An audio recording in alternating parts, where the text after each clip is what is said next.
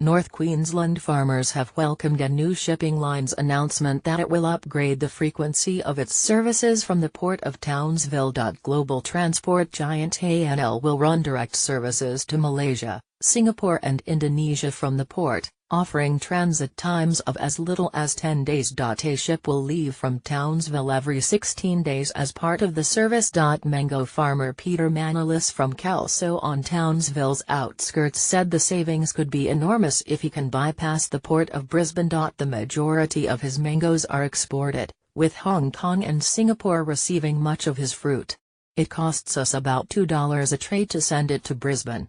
That's quite a lot when you look at 140 trays on a pallet, 20 pallets on a semi-trailer, he said. The savings could be astronomical for us considering we may send 50 to 60,000 trays overseas. When you start working out $2 by 60,000, that's $120,000 saved in shipping fruit to Brisbane. That's the cream that you're trying to make. Mr. Manolis said he hoped more competition between freighters would help drive down costs further for exporters. Shipping increase a boost locally. Port of Townsville Trade Development Executive Maria James said the move showed confidence in the North Queensland export market and room for greater tonnages out of the port. She said the locations ANL will ship to made excellent regional hubs for transshipment and saves up to 4 days in transit for regional exporters. Once you get something to Singapore, for example, the proximity to all those Southeast Asian nations is immense. So it's not only that quick transit time but also the reach they'll have, she said. If people were producing something in Sabo and Gumlu and sending it out through Brisbane, they would lose a couple of days to get it there, then it would sail past us for a couple of days.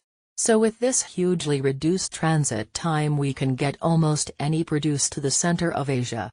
Port authorities believe the additional service to Singapore will interest many producers as the tiny island nation's non-protocol, high-value market for horticulture makes it attractive for exporters. Ms. James said the increasing number of container line services have increased choice for exporters and brought the costs down for producers.